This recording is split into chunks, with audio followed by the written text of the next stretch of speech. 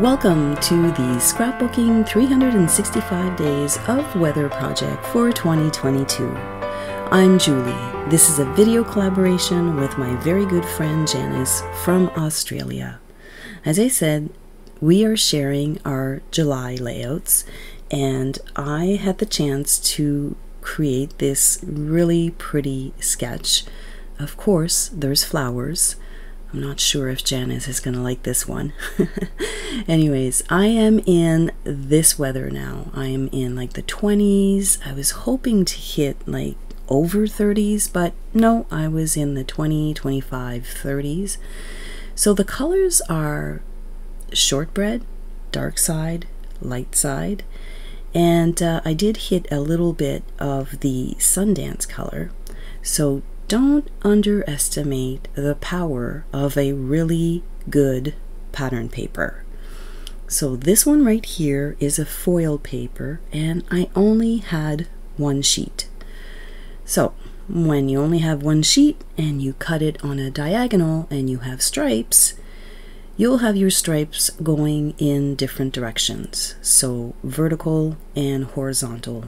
But the paper was so good, I love the foil, that I thought, you know what, I can live with it. I'm just going to call it a design flair and I will move on. Plus, when I added those colors, so again, I'm dealing with shortbread, Sundance, and some toffee colors. These were the perfect pattern papers for that color combination. Now for the bottom part here, this wood grain, I did have two sheets and I wanted them to be on the vertical. But again, when you cut one sheet, I would have horizontal and vertical, and I felt that that was really distracted. Plus, I wanted the darker shades of this pattern at the edge of the pages. So I had this other sheet. You can see here I'm missing a little bit. So it wasn't a full sheet, but I was able to cut it on a 45, just like the other one.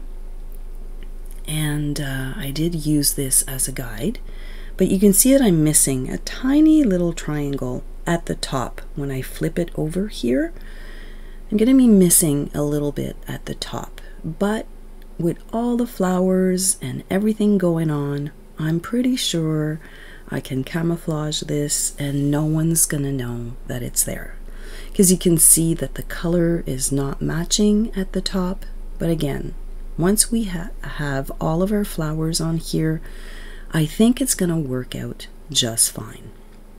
So I did audition a few patterns or papers or specialty papers for the background of my layered flowers.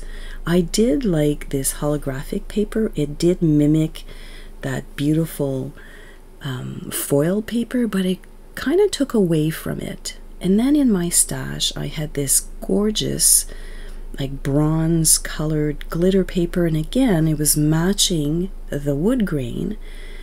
But you know, sometimes there is such a thing as too much of a good thing. So I thought, okay, I'll tone this down and I'm going to do all of the backgrounds the same. So they're all cut out of French vanilla cardstock. And I did go ahead and I stamped on that cardstock. Now I did two. I tried the espresso and I tried the toffee color. The toffee color did go well with the foil paper, but when I was adding my colors on top, it didn't really pop. When I did the espresso color, again, I used the universal background stamp set. Now this is an old stamp set, but it is a great stamp set. And I just love that it brought a dimension to the flower, but it wasn't too much. And every time I added a different color, like Sundance or shortbread, it really looked good, and it just gave it that little punch that I was looking for. So I just went ahead and I stamped, and you can see here I wasn't really paying attention to making sure everything lined up. And I'm going to add all of my dies. So these are the backgrounds to the layered flowers, and I'm going to cut all of them with the same thing. Now, because we are documenting our days with an element, when I brought in these flowers, I knew that there was going to be a lot going on this page.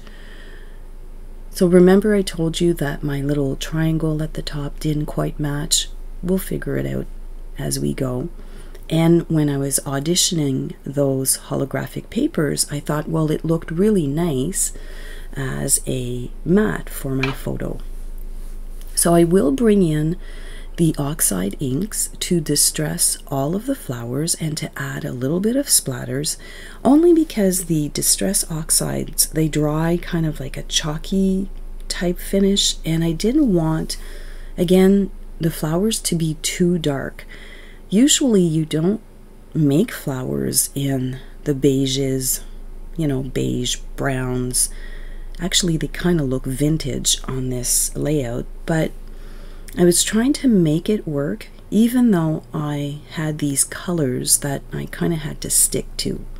So you'll see here that I'm adding a little bit more water so that it's a little bit more translucent. And I think that it looks good. It looks good on the shortbread light side. And here I have the Sundance color. And when I add that splatter, so the splatter is not as dark as the background, and I think that they look pretty good for brown flowers, right? So here I'm pulling out my little foam applicator, and if you want to see how I did this storage solution, I will link it. I'll link the video down in the description below, and you can see how I came up with this little solution to store my little foam applicators and my little tools for my distress oxide inks. I don't have a whole bunch of them, but I do like this storage solution because I can add to it. That's very important.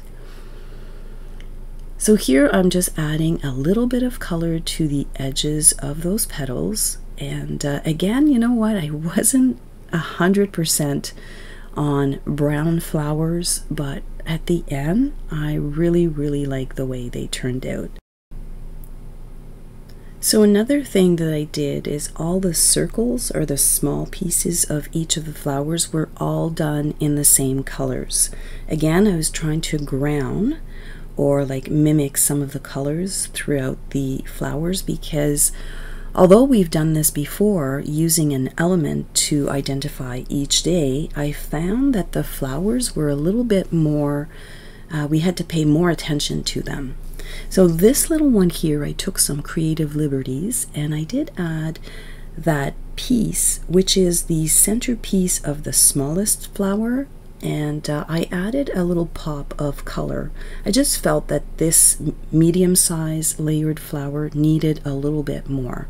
So I really like the way that this turned out. So the base of the flower represents the day, but the inside, it just looks more like a flower, right? So I'm going to go ahead and I'm going to make all of these flowers, and I'm going to bring them back on my layout, and you can see here that I've got the holographic paper, I've got the wood grain, and of course, you know what, I think I'm going to have to add a little bit of gold to those flowers. So I'm just going to add a tiny little bit here on my acrylic block, and I find that I just use this and I splatter it with my fan brush. That way I have a little bit more control. I think that if I would have sprayed that on the flowers, they would have ended up all gold. So this way here I've got a little bit more control. And again, it's kind of like unifying all of those flowers on that layout. So I know that I'm representing days with colors, but the beauty of this project is that the colors are usually close together, so you end up with a monochromatic look. This one here is really pretty because I added, you know, a couple of different colors on it. So this is what it looks like when I've got my photos and my flowers. I've gone ahead and I've glued this side down, and then I'm going to show you on the right hand side. I will have a lot of flip-flops, and here I decided to do my journaling on a 4x6 piece of photo paper, and I just ran it through my little printer and it printed just fine. Here is my daughter with her fabulous hair. Isn't that gorgeous? She picked that color all by herself. And this one here, we went raspberry picking, and I had a few pictures and I wanted to document. So again, I did kind of a combination where I added the photo and the journaling on the one piece. And by turning this photo here in a sepia color, it matches my layout much better because that shirt was very purple. And here again, I've got a lot to say on my last week of work. Retiring after 30 years, lots to say about that, definitely. So it's been a busy month. So before I move on to the right hand side, let's address this little corner right here. And you know what, to be quite honest with you, I don't think people would zoom in on that particular corner of the layout, but you know, it kind of bothers me. So I decided, okay, I'm gonna add just a few little leaves, and just like that, no one will know the difference. I added just a few of them because I didn't want to add too much because there's a lot going on already, but I did add a grouping of 3, and I think that it looks really nice. So when you start adding your flowers to this layout, I started here at the bottom, and I'm using thin circle dots only because it gives you a little bit more room to kind of squish them together a little bit. You will have 15 flowers on both pages, and I know that July has 31 days, and I will address that in a bit.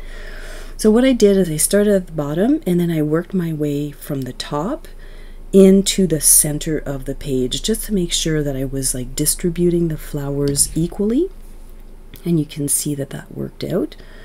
So for that 31, I was trying to figure out, okay, where am I going to pop this where it doesn't look out of place?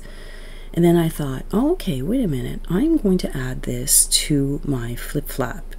So my flip-flap right here on the top, I'm going to add that last flower, and that's going to account for 31 days in July, and I think that that worked out just fine. So see all of the flowers, even though they're kind of brown and beige and some are a little bit orange, I really like the way that this layout turned out. And again, don't underestimate the power of a good pattern paper. I'm going to go ahead here and I'm going to trim off the flowers at the top and at the bottom. And see here, so that's my 31. When you flip that over, that actually makes sense. It doesn't look out of place. And for my title here, I brought back that universal background. Because I have it at the back of the flowers, I thought it would be a nice thing to add it to the title. And this was just cut on a rectangular die, like just the rectangular die, and then I stamped with Sundance and toffee. So I did cut that bottom piece off just to kind of make it look like it's a continuous piece in back of that photo. I just found that just having it at the top looked a little bit out of place, but just by adding that small little piece at the bottom right here, I just think that it looks really good. It just looks like a continuous piece, and it really completes that page on that side. So I hope that you're enjoying this series, and I hope that you like this layout. I'm not sure if Janice loves this layout. I think there's way too many flowers on here for her, but I know her, she's gonna turn this into something of her own and quite fabulous. Once again, thank you so much for hanging out with me today, and don't forget to click on Janice's link right here to see what she did for her month of July. We will catch you next month.